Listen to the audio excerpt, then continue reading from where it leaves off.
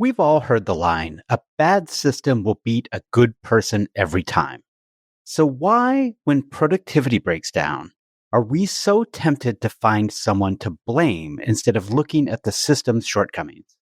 In today's episode, I push back on a couple of talks I attended at a recent conference where the speakers leaned hard into the idea of low productivity as a personal failing. And I'll share a surprisingly simple way to help the people on your team approach things with a systems lens and take a collaborative approach to making things work better. You're listening to the Agile Attorney Podcast powered by Greenline. I'm John Grant, and it is my mission to help legal professionals of all kinds build practices that are profitable, sustainable, and scalable for themselves and the communities they serve. Ready to become a more agile attorney? Let's go. A quick note before we get started. The concepts in today's episode should be useful to you no matter what type of practice you're part of or what tools you use. If you like, stay tuned at the very end, where I'll talk about how my software tool Greenline supports the practices we talk about in today's episode. Hey everyone, welcome back. So I've got a little bit of a change of pace this week. I am coming to you from the site of the 2026 Association of Legal Administrators Conference, where I just got done giving a talk called Beyond the Board, Kanban Strategies for Smarter Legal Operations. And my audience was a little bit different. I normally am talking mostly directly to lawyers and sometimes other legal professionals, but this was a very targeted audience full of legal administrators, legal ops professionals, sometimes senior paralegals who maybe are directly involved in running a law practice and the productivity and effectiveness of a law practice, but don't always have clear decision-making authority. They're working more in a world of influence rather than control in terms of how things are going to work in their practice overall. And I initially was going to do this episode as something of a recap of that talk, but I think a couple of things are true. Number one, most of it is review material, right? If you have listened to the one-on-one series, then you have the basics of what I talked about. If you haven't listened to the one-on-one series and you want the basics, that's a really good place to go find them. But what I thought I'd do instead is zero in on a couple of the audience questions that I got at the end of my talk, because number one, they were really interesting. They reflect sort of the real world lived experience of the people who were in the room. And number two, it highlights sort of a framing of a particular challenge that I hadn't thought of in quite this way before. So I'm going to try to unpack it a little bit with you today. But first, let me sort of paint a picture of this conference a little bit. Number one, it is huge. It is a really big conference. I was a little surprised at how many people are here, how many exhibitors, vendors are here. And it's really a well-conceived, well-put-together, really broad set of topics. I think during my time slot, which was sort of the dreaded 4:00 in the afternoon on the first day time slot, at least it wasn't the last day. But, by the time people got to my session, they'd had a pretty full day, right? Their brains were filling up. And so hopefully I was engaging and entertaining enough to hold their attention. It seemed that way from the vibe of the room. But I think I was one of like 6 options during this time frame too. So there were lots of different ideas and topics and interest areas really available for the participants of this show. The second thing from the sessions that I went to today, and maybe that reflects my choices, but certainly from the opening keynote, which was the only thing going on at the time, the big topic you might think would have been AI, and AI obviously came up, right? It is part of the zeitgeist right now. But really the thing that people seemed most interested in and concerned with was this notion of productivity. Although also to the extent that there was sort of an undercurrent, it was, holy cow, things are changing fast, and what can we do to embrace, react, respond to all of the change that's going on around us? And that started with the morning keynote. And I'm actually not going to name the speaker, partly because I got quite a few quibbles with what she presented and sort of what her claims were. I think there were some definite good tidbits of information, although I would put them mostly in the category of productivity hacks, not necessarily well-grounded, well thought out, like long-term productivity tools. And before I get to my main quibble, her framing was one that I didn't actually believe her premise. So the core claim that she made is that only 6% of people in any given population actually reach their goals. And I just don't think that's true. She didn't really back it up with evidence. There maybe was some local stuff that she had done with a small sample size in her particular work, and maybe the data bore that out. I'm not sure. She didn't show the data. But to me, it doesn't pass the smell test, right? I look around and I can't say with confidence that only 6% of the people around me are meeting their goals on a regular basis. I think it's more than that. It kind of depends on how you define meeting your goals, any number of things. But it was an interesting framing that was sort of meant to create an in crowd and an out crowd. And obviously, the audience was meant to be in the out crowd wanting to get in, right? What is the secret of the success of this 6%? And again, I don't love that style. I understand it from a framing perspective, but it's obviously not the way that I try to approach things. My bigger issue is that she framed this, whatever, needing to achieve your goals more, largely in the language of you're not doing it right or you're not trying hard enough. And she was kind of a scold. And I don't know, like, yeah, sometimes I need to be nudged into a little more motivation, a little higher expectation. And I think all of us do. But I felt like she really came at it from sort of a place of wanting to make people feel bad about where they were and feel inadequate about the progress they were making, and therefore buy into the sort of process and system. She had a book that she was very liberally promoting through her keynote. And I don't know, it all fell a little flat for me. And then after that, there was another session by a guy who, again, was sort of talking about productivity in the context of personal productivity. And the title of his talk had something to do with calling BS on the notion of busy. And his was interesting in that he did talk about some themes that resonate with me. A big one of them is the need to curate your commitments, clean things out a little bit. And obviously, I'm a big fan of that. But he still framed it in language of a personal shortcoming. And that if you're finding yourself overwhelmed by tasks or not delivering on the highest priority tasks or otherwise not achieving what you hope to achieve, it's because of your personal failings or your personal choices. And there was a lot of blame type language that, again, it's just not my vibe. And so I actually led my talk kind of responding to those earlier sessions. And I tried to reframe and say, yes, there is an amount of personal knowledge, personal motivation, personal dedication that it takes to be more productive, get more done, build teams that are getting more done, etc. But I tend to look at it more through the lens of a systems challenge rather than a personal failing. If the productivity of a person, a team, a firm isn't quite where they want it to be.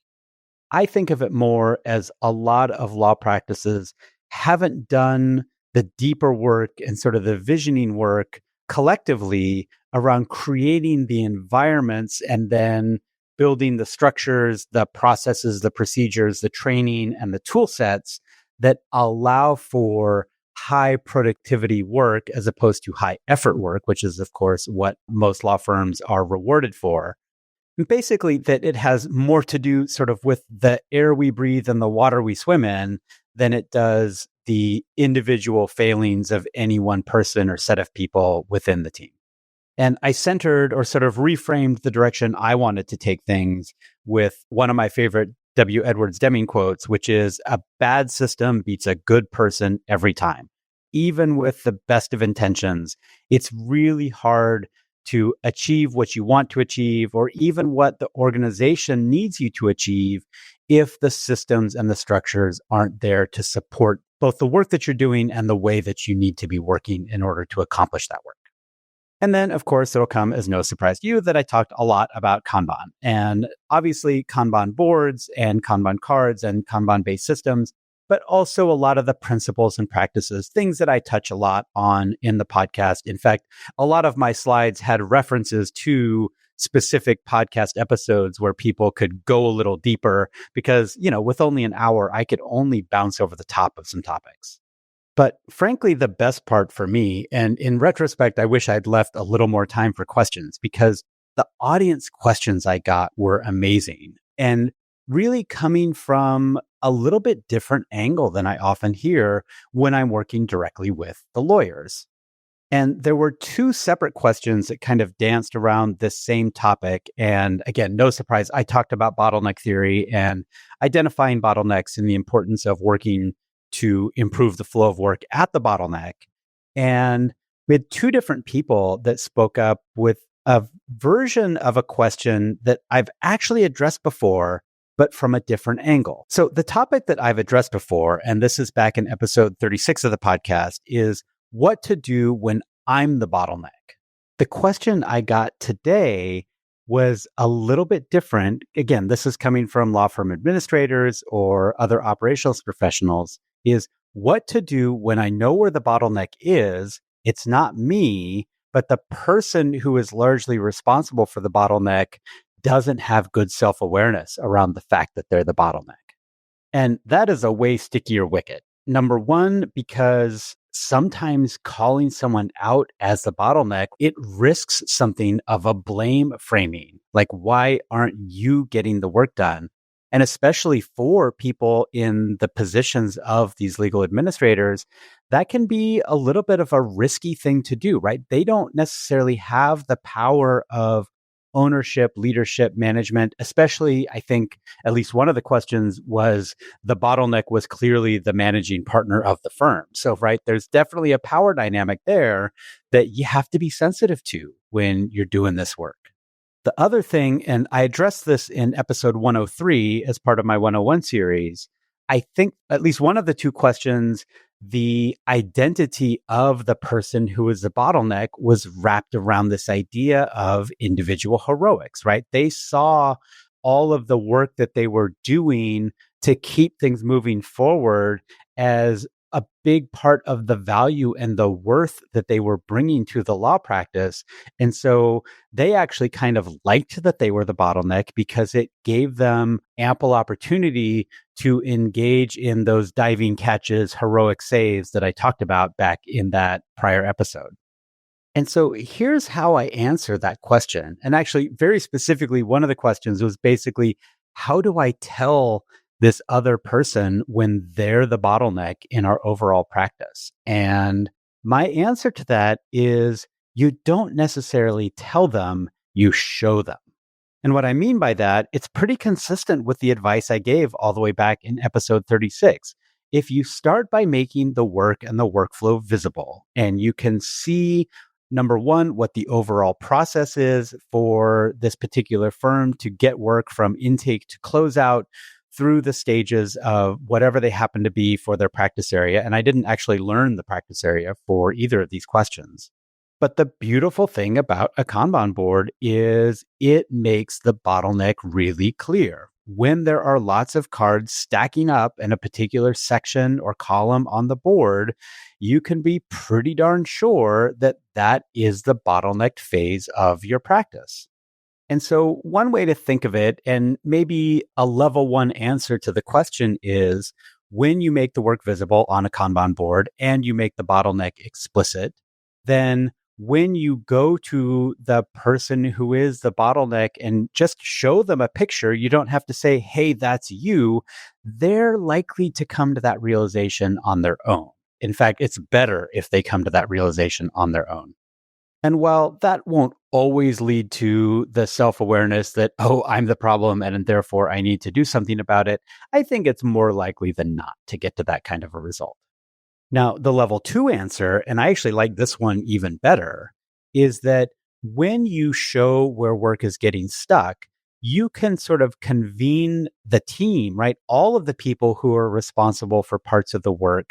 And instead of lingering on the why is it getting stuck or who's responsible for getting stuck question, you can sort of go straight to solution seeking. And you can say, okay, the work is getting stuck. It doesn't matter why, but what can we try in terms of running experiments with our process or streamlining our tools or improving our templates or our quality standards or any of these other tools that I love from process improvement and the Kanban method?